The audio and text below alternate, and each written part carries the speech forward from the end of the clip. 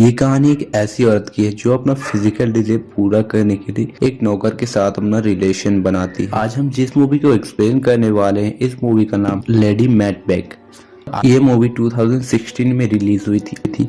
तो बिना किसी बकचोदी के एक्सप्लेन को स्टार्ट करते हैं। Let's see this video explain. Movie की स्टार्टिंग में हम एक लड़की को देखते हैं जिसका नाम कैथरीन था, और कैथरीन की आज शादी हुई है अलेक्जेंडर से, जो कि एज में बहुत कैथरीन से बड़ा है। तो वो इस जगह की सबसे अमीर बोरिस का बेटा है। वो भले ही कैथरीन से बड़ा था, पर वो बहुत ही बड़ी संपत्ति का मालिक था। उसके बाद नाइट में उनके घर की एक नौकरानी कैथरीन को नाइट ड्रेस पहनाती है, और थोड़ी देर बाद अलेक्जेंड्रा कमरे में आता है। फिर अलेक्जेंड्रा कैथरीन से कहता है कि तुम अब घर में ही रहोगी और घर से बाहर नहीं निकलोगी। कैथरीन कहती है कि मुझे बंद कमरे में रहना पसंद नहीं। उसके बाद अलेक्जेंडर कैथरीन को अपने कपड़े उतारने कहती है, और वो अपने कपड़े उतारती है और वो कुछ नहीं करता और सो जाता है। उसके बाद कैथरीन जिस तरह से उसे अलेक्जेंडर ने कहा था उसी तरह वो घर में ही रहती थी और बाहर नहीं जाती थी। उसके लिए ये घर किसी जेल से कम नहीं था। रात को वो दोनों एक ही बेड पर सोते थे, पर उनके बीच कुछ भी नहीं होता था। जब सुबह होती थी तो उनके घर की नौकरानी आके खिड़कियां खोलती थी, तब कैथरीन की नींद खुलती थी। अलेक्जेंडर और उसके फादर बोरिस की बिल्कुल भी नहीं बनती थी। उसके बाद बोरिस कैथरीन को डांटता है और कहता है कि कुछ भी हो जाए पर तुम्हें अलेक्जेंडर को बच्चा देना है ताकि आगे की संपत्ति को वो चला सके। एक बार जब वो अपने कमरे में आता है तो कैथरीन को अपने कपड़े उतारने को कहता है, और कैथरीन अपने कपड़े उतारती है। वो उसे बिना कपड़ों के देखे ही अपने आप को इम्प्रेस करता है। एक दिन अलेक्जेंडर किसी काम से बाहर चला जाता है। उसे अब बोरिस की कही हुई बातों याद आ रही थी। तब वो अपने लिए औजार ढूंढने चली जाती है, तब पर उसे वहाँ कोई नहीं मिलता। एक दिन उसे घर के बाहर आवाज सुनाई देती है, और वो उस आवाज को सुनकर फौरन देखने के लिए जाती है, जहाँ वो देखती है कि कुछ आदमी एना को परेशान कर रहे हैं। तो वो उन्हीं के वर्कर्स में से एक सेबेस्टियन नाम का आदमी कैथरीन को बताता है।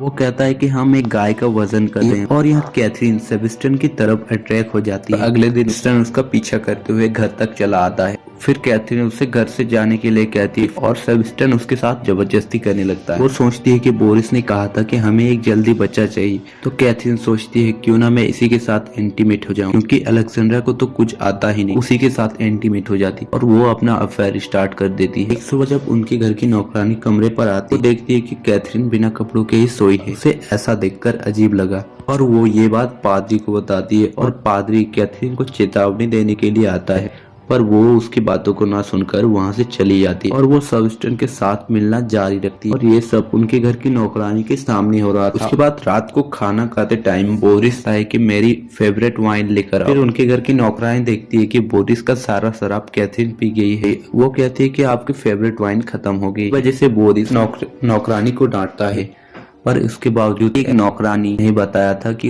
ये शराब कैथरीन ने पी ली है। अफेयर के बारे में बोरिस को पता चल जाता है, और वो सेबेस्टियन को बहुत पीटता है। वो चाहता है कि उनके घर का वारिस आए वो उन्हीं की खून में से हो।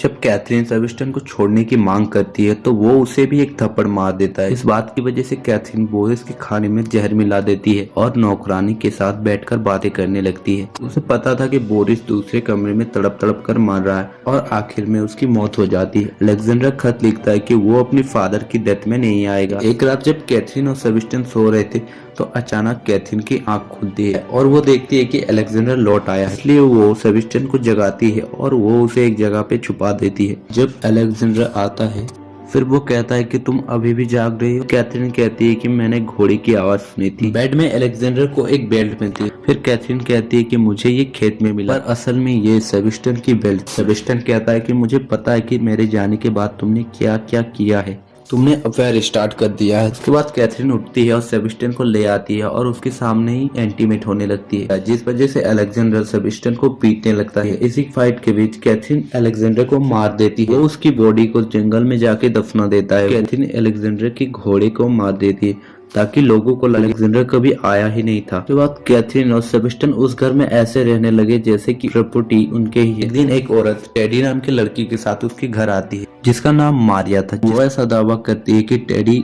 अलेक्जेंडर की पहली बीवी का बेटा है। वो कहती है कि मैं इसकी नानी हूँ और मैंने ही इसे पाल पोस कर बड़ा किया है। अब इसके बाद कैथरीन को ना चाहते हुए भी उन्हें इस घर में रहने देना पड़ता है। इस वजह से सेबेस्टियन नाराज होकर आउट बिल्डिंग में चला जाता है। उसके बाद कैथरीन को पता चलता है कि वो प्रेग्नेंट है, और वो ये बात सेबेस्टियन को बताने के लिए जाती है, पर सेबेस्टियन उस पर गुस्सा हो जाता है और वो वहाँ से चली जाती है। एक दिन किसी बात पर कैथरीन टेडी को डांटती है और वो कहीं चला जाता है। सेबेस्टियन को टेडी एक झरने के पास बैठा दिखाई देता है। फिर वो उसे घर लेकर आता है। वो उसकी नानी मारिया को बताता है कि वो एक झरने के पास बैठा था और कांप रहा था, पर मारिया उस पर गुस्सा हो जाती है और वो कहती है तुम्हारी हिम्मत कैसे हुई इस घर पर आने की, जिस वजह से सेबेस्टियन वहाँ से चला जाता है और कैथरीन उसके पीछे जाती है। सेबेस्टियन उससे कहता है कि मैं यहाँ से चला जाऊंगा, मैं उस लड़के को मारने वाला था पर मैंने ऐसा नहीं किया, और वो उसे जाने से रोक लेती है। उसके बाद कैथरीन मारिया से कहती है कि आप थोड़ी देर आराम कर लीजिए, मैं इसका ख्याल रखता हूँ, और उसके बाद उसकी नानी मारिया सोने चली जाती है। उसके जाते ही कैथरीन और सेबेस्टियन टेडी को मार देते हैं। सेबेस्टियन उसकी लाश को दफनाकर रोने लगता है। उसे इस बात का पछतावा था कि उसने एक बच्चे की जान ले ली। फिर कैथरीन दावा करती है कि मैं सो चुकी थी और मैं जब उठी तो टेडी मर चुका था। उसके बाद जब सेबेस्टियन जंगल से वापस लौटता है, सारी सच्चाई कबूल कर देता